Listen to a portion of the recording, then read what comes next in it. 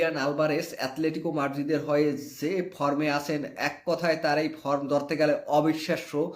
এই যে ফর্ম, সেটা আসলেই চিন্তা করার বাইরে। তিনি লাল লিগে এবং চ্যাম্পিয়ন্স লিগে অ্যাথলেটিকো মাদ্রিদের হয়ে প্রত্যেকটা ম্যাচে কন্ট্রিবিউশন রাখার চেষ্টা করছেন।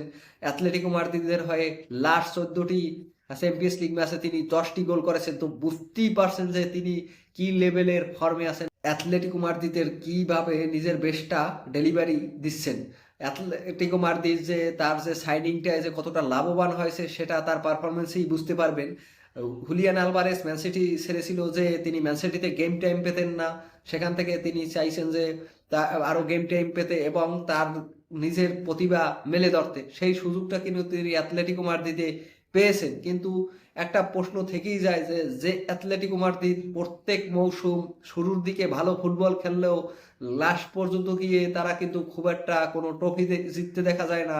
একেবারে লাস্টের দিকে গিয়ে মৌসুমের তারা খেই হারিয়ে ফেলে, তারা ওইভাবে কম্পিটিশনে টিকে থাকতে পারে না। এক্ষেত্রে যে অ্যাথলেটিকো মাদ্রিদের যে একটা সমস্যা, সেটা কিন্তু খুবই আসলে দুঃখের বিষয়। আমি এই যে অ্যাথলেটিকো মাদ্রিদের বিপক্ষে কি বা বলতে পারি, দেখেন কতগুলো আর্জেন্টিনার প্লেয়ার অ্যাথলেটিকো মাদ্রিদের হয়ে খেলে।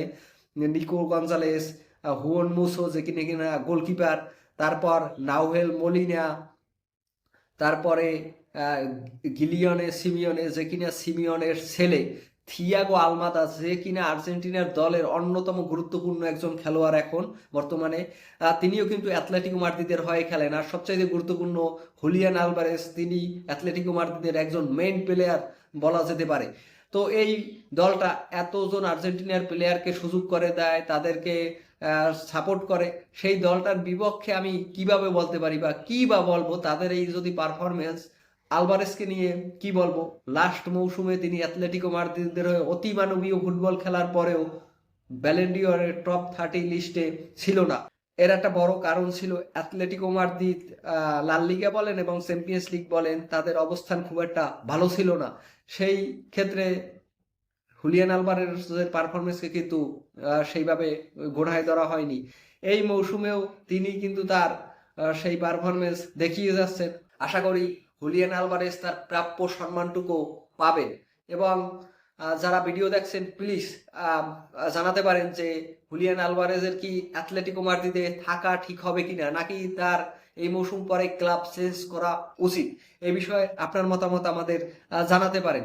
যারা ভিডিও দেখেছেন প্লিজ সাবস্ক্রাইব করে দিবেন। অনেকেই ভিডিও দেখেন সাবস্ক্রাইব করেন না, তাদের কাছে অনুরোধ প্লিজ সাবস্ক্রাইব করে দিবেন। আপনার এটি সাবস্ক্রাইব আমাদের কাছে খুবই গুরুত্বপূর্ণ। আজকে এ পর্যন্ত, দেখা হবে নেক্সট ভিডিওতে। ততক্ষণ ভালো থাকুন, সুস্থ থাকুন।